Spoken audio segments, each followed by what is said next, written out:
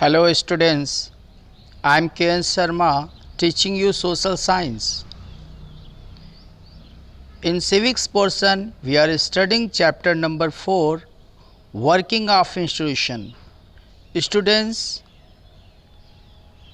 we have discussed in our earlier lecture about the parliament, why it's a need.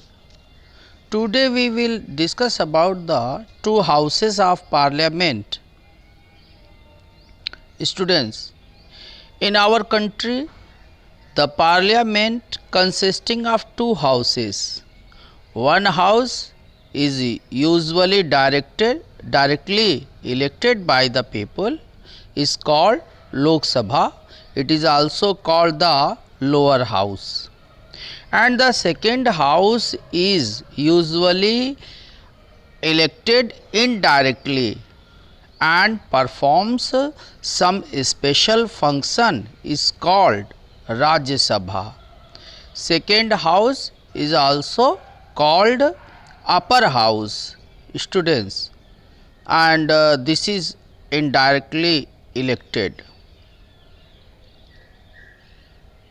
Lok Sabha exercises more powers in money matters. Once the Lok Sabha passes the budget of the government or any other money related law, the Rajya Sabha cannot reject it. It means Lok Sabha is more powerful than the Rajya Sabha. The Rajya Sabha can only delay it by 14 days or suggest changes in it.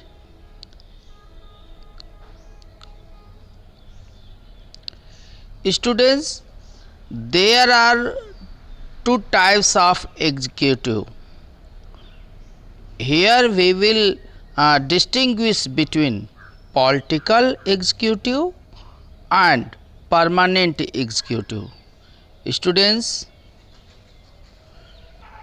political executive are elected by the people for a specific period. It means when the election is held, they are elected.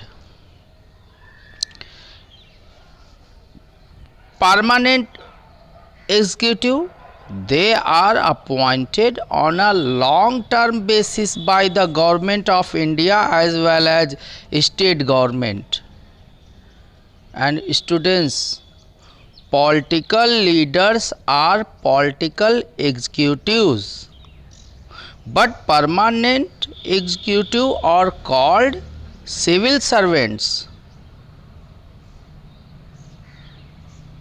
And political leaders take major decisions, but civil servants, they do the work under political executives and assist them in administration. These are the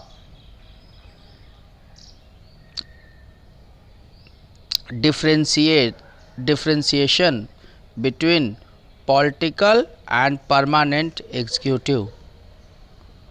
Students, in our next lecture, I will tell you who is the more powerful, political executive or permanent executive in the next lecture.